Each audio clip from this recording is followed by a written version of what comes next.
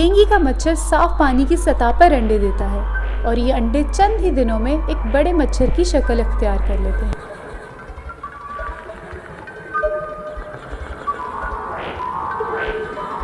Dengue का मच्छर आम मच्छर से बड़ा और ज़्यादा मुहलिक होता है क्योंकि इसकी अफज़ाइश साफ पानी में होती है। इसलिए डेंगू से बचाव के लिए घर में खड़े पानी के तमाम ज़ख़ीरे या तो खाली कर दें या पूरी तरह ढाँप दें। ज़रा सी एहतियात से इस मुहलिक बीमारी से बचा जा सकता है।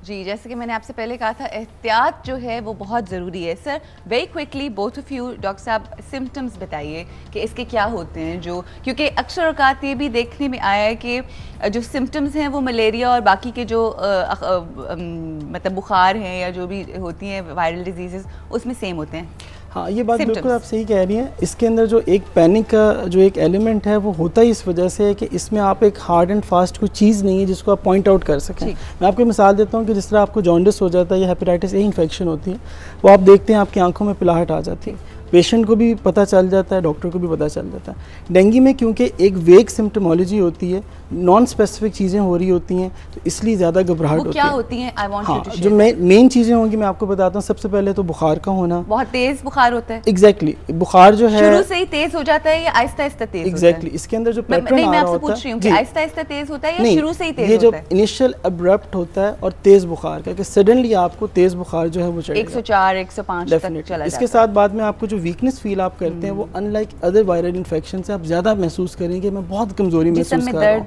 That's right. बोन्स में दर्द होना, मसल्स बहुत ज़्यादा टेंस होते हैं, आपको बहुत पेन होती है, इसलिए इसको ना ब्रेक बोन फीवर भी कहते हैं कि लोग अक्सर जो है वो शिकायत करते हैं, मुझे लगता है मेरी हड्डियाँ टूट रही हैं, आप इतना ज़्यादा पेन फील करते हैं। और मैंने सुना है वॉमिटिंग भी होती है। दैट्स राइट, वॉमिटिंग या आपको पेट में अपसेट फील करना, समटाइम्स पेशेंट डायरिया की कंप्लेन भी करते होते हैं। और इसके अलावा जो एक दो चीज़ें जो इसमें थोड़ा सा हेल्प कर देती होती हैं हमें बीइंग अ डॉक्टर और पेशेंट्स को भी करेंगी, वो ये होती हैं कि आपकी ना फ्लशिंग आती है चेहरे के ऊपर। आपको फील होता है जैसे चेहरा बिल्कुल सुर्ख हुआ हुआ, आंखों के गिर्द या आंखों के पीछे आपको पेन फील होती है। ये दूसरी वायरल इन्फेक्शन से थोड़ा सा जरा हट के एक सिम्टम है। मैं पूछना चाह रही थी, कोई ऐसा सिम्टम जो बिल्कुल स्पेसिफाई कर दे डेंगू को, वो ये आप कह रहे हैं कि हाँ, नहीं मतलब ये स्पेसिफाई इस तरह तो नहीं करते, लेकिन ये एक हेल्पिंग एड है कि ये दूसरों से थोड़ा सा जरा मुख्तलिफ हो जाता है। और हमने ये भी सुना है, मैंने कहीं पढ़ा था कि ब्लड प्रेशर जो है वो लो रहता है इसमें। This is something that happens when the disease becomes severe. वो आगे जाके बात है, इनिशियल स्टेजेस में हम ये फील नहीं करते, ये चीज़ें हमें नहीं मिलेगी। ठीक है, मतलब ये चीज़ें जो आप सिम्टम्स बता रही हैं हमें इनिशियली मिलेंगी। अच्छा, ये भी हमने सुना है कि बीमारी जो बहुत एक्सट्रीम पे पहुंच जाती है तो आपकी जो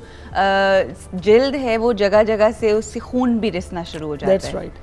ये जो है ये इसका एक जो आप कह लें कि इसकी सीवियर फॉर्म है, और अल्लाह ताला की तरफ से मतलब अल्लाह ताला का शुक्र अदा करना चाहिए हमें कि अल्लाह ताला ने ये जो इसकी फॉर्म है वो बहुत रेयर रखी है। हम ये एक्सपेक्ट नहीं करते कि अगर हमारे पास 100 पेशेंट आएंगे तो शायद प्रॉब्ली 1 या 2 होंगे जो कि ये जो है ना इस मोड में जाएंगे, सिविरिटी को जो उनको फेस करना पड़ेगा। सही, बहुत अच्छी इन्फॉर्मेशन और मेरे ख्याल है यूज़फुल इन्फॉर्मेशन दोनों डॉक्टर्स आपको भी दे रहे हैं और मेरी भी इन्फॉर्मेशन में काफ़ी इजाफा हो रहा है। 2 कॉल्स हैं इस वक्त हमारे साथ, वो लेंगे और उनके क्वेश्चंस अगर कोई हैं या क्वेरीज हैं तो वो भी साथ शामिल करेंगे। अस्सलाम वालेकुम सीमा सहेली, कैसी हैं? वालेकुम सलाम, बिल्कुल ठीक हूँ। रूज, आप ठीक हैं? करम अल्लाह का। जी, बहुत अच्छा प्रोग्राम कर रही हैं, बहुत अवेयरनेस हो रही है। Thank you. मुझे वेट बहुत करना पड़ा, लेकिन चूंकि मुझे प्रॉब्लम था, मैंने कहा आज मैं बात करती हूँ। मेरी बेटी 17 साल की है, उसको 2 दिन पहले बुखार हुआ है। डॉक्टर साहब जरा सुन ले तो मुझे आसान हो जाएगा। प्लीज सुनाइए, बताइए क्या है सिम्टम्स हैं? जी, तो उसका जिस दिन चेक करवाने गए हैं 101 बुखार था और उसका बीपी लो था। चूंकि रमजान में उसने सारे रोजे रखे हैं तो हमने यही समझा कि यही वजह, डॉक्टर ने भी यही कहा है कि अल्लाह माफ करे डेंगू नहीं है, मलेरिया है। ठंड की वजह से हो रहा है। 103 से अभी तक नहीं बढ़ा बुखार, और उन्होंने दिया है पैरासीटामोल एक दी हुई है और साथ एक दी है। अगर आप कहें तो मैं नाम ले दूं दवाई का? हाँ हाँ जी प्लीज लीजिए। जी, जेन एम, GEN और आगे M है, जेन M, ये उन्होंने टैबलेट दी है। तो मैंने उनसे पूछा कि ये डेंगू तो नहीं है? कहते नहीं है, ऐसी कोई इसमें अलामत नहीं है, तो आप 2 दिन इसको दें।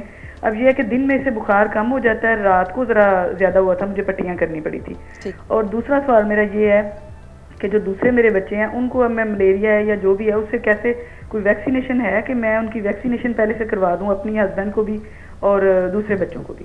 इस बात पे भी जरा करें कि मलेरिया से पहले हम कैसे बचें। बिल्कुल ठीक है, बहुत शुक्रिया सीमा जी। आप देखती रहिए, हमारे साथ रहिए टेलीविजन के जरिए, और एक और कॉल लेंगे और फिर इस सवाल का जवाब हम लेंगे। अस्सलाम वालेकुम जी। हेलो, अस्सलाम वालेकुम। जी सोबिया। हेलो, अस्सलाम वालेकुम। जी वालेकुम अस्सलाम, सोबिया बात कर रही हैं?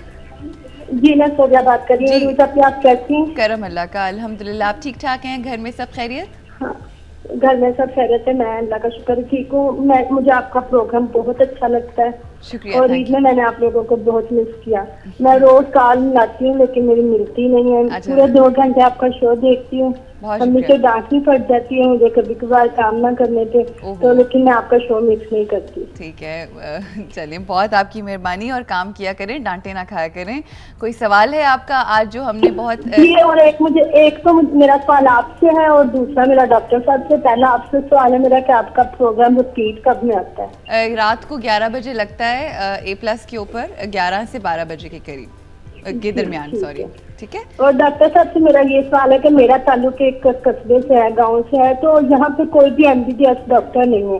तो अगर कोई भी प्रॉब्लम होता है तो पहले लोग, ये मैं अपने पे कहूँ या मैं हूँ या कोई भी इधर जो इधर रहते हैं लोग, तो वो घर में जो हो सके करते हैं, या जो इधर डॉक्टर्स वगैरह हैं वो भी MBBS नहीं है, उनके पास जाना और जो भी करना। बाद में जब इतना बढ़ जाता है मर्ज तो फिर जाते हैं डॉक्टरों के पास, अच्छे डॉक्टर के पास, तो फिर वो ऐसा हो जाता है कभी कभार के डॉक्टर साहब कह देते हैं कि ये हमारे बस की बात नहीं है।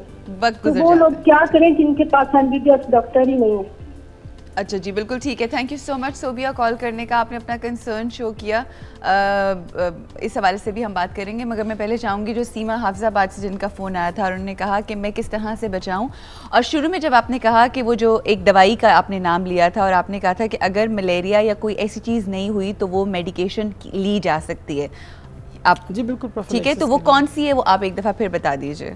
जिस तरह क्या कहते हैं जो नॉर्मली नोवाक्विन उसका नाम होता है, वो नोवाक्विन उसका थोड़ी सी आप जरा बता दें, हम स्पेलिंग्स अगर बता दें ताकि हम। हाँ जी, ये NOVA QUINE नोवाक्विन है जी। सीमा, इसको आप इस्तेमाल कीजिए। वो जिनको अभी बुखार नहीं है वो ये इस्तेमाल कर सकते हैं, मगर अगर खुदा न खास्ते किसी और मेंबर को बुखार होता है तो उसको डिसकंटिन्यू करवा दें, क्योंकि फिर उसके नुकसानात होने शुरू हो जाएंगे। सीमा के क्वेश्चंस को थोड़ा सा मैं आगे उनसे ले जाऊँ। अब जिस तरह सीमा की बेटी को जो इन्होंने बताया है कि 2 दिन हो गए हैं बुखार है और अब वो सेटलिंग फेज में है, जिस तरह ये मुझे बता रही हैं कि दिन में ठीक होता है और रात में जो उनसे आता है, और जिस तरह ये बता रही हैं कि इनके जो डेंगू के टेस्ट इनके डॉक्टर ने देखे हैं वो नॉर्मल हैं, तो फिर सीमा को बिल्कुल घबराने की ज़रूरत नहीं है। आप सिर्फ वेट कीजिए। इवन अगर ये लेट स्टेज के ऊपर भी डेंगू डायग्नोज होता है, मिसाल के तौर पे शायद अर्ली टेस्ट हो गए या बाद के होते हैं, तो ये याद रखिए कि इसने 4 से 10 दिन का साइकिल अपना पूरा करना है और इसने ख़त्म हो जाना है, हर सूरत में ख़त्म हो जाना है। फिर वही बात है कि जो मैंने आपको सिम्टम्स पहले बताए थे, आपका बिल्कुल खाना पीना ना हो, आपका ब्लड प्रेशर फॉल कर रहा हो, आपके जिस्म पे निशान हो, पखाने या किसी और जगह से खून आपको आ रहा हो, तो आपको अपने डॉक्टर के पास जाने की ज़रूरत है। अदरवाइज़ अपनी बेटी को आप घर पे रखिए, उनको मैनेज करते रहिए और एहतियातन सिर्फ जो है वो 4-5 दिन के बाद एक दफ़ा अपने रिपीट टेस्ट करके देख लें कि कोई अगर एबनॉर्मेलिटी उनमें आती है, फिर अपने लोकल डॉक्टर से कंसल्ट कर लें। बिल्कुल सही। अच्छा, आपने एक बात कही कि ये 10 दिनों का सर्कल होता है, ठीक है। अगर हम उन 10 दिनों के अंदर बहुत केयरफुली इसकी मॉनिटरिंग करें तो उसमें प्लेटलेट्स अगर कम हो गए, सफ़ेद खलिए जिसे कहते हैं, और प्लेटलेट्स जो होते हैं वो अगर बैलेंस में रखें तो 10 दिनों के बाद ये फिर रिकवर होना शुरू हो जाता है। जिस तरह मैंने इन्होंने बताया ना पहले कि इन्होंने जो इनिशियल टेस्ट करवाए थे वो नॉर्मल थे, तो इसलिए मैं उसको नॉर्मली कंसिडर कर रहा हूँ। और मैं अब ये कह रहा हूँ कि अब आप बिल्कुल ना करवाइए रोज़ाना, आप 2 दिन के बाद यानी 3 दिन के बाद और एक दफ़ा दोबारा रिपीट करके देख लें।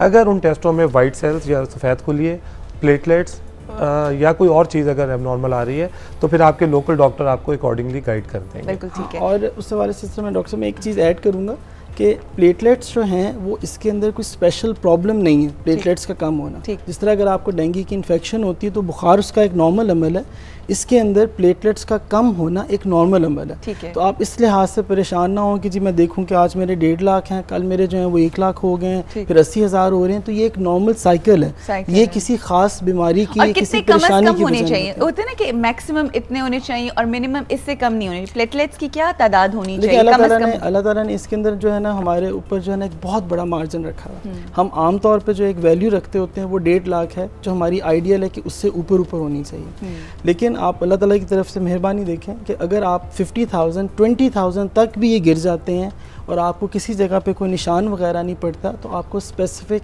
किसी ट्रीटमेंट की ज़रूरत नहीं है, अनलेस एंड अनटिल आपको कोई चोट ना लगे। रुकेंगे यहाँ पे ब्रेक के लिए जी, और ब्रेक के बाद वापस आएंगे और एहतियात किस तरह से करनी है और किन किन चीज़ों से करनी है, और अगर खुदा न खास्ता बहुत ज़्यादा सिम्टम्स ऐसे हो जाते हैं कि आपको लगे कि वाकई कंफर्म डेंगू है तो टेस्ट कौन सा करवाना है, ये डॉक्टर साहब हम लोग को बताएंगे। और उसके बाद हम एहतियात किस तरह से कर सकते हैं, बिकॉज इस बीमारी के अंदर इलाज से ज़्यादा इम्पॉर्टेंट बात यह है कि किस तरह से हम एहतियात बरत सकते हैं। ये सब जानेंगे, ब्रेक लेंगे, ब्रेक के बाद आपसे मुलाकात।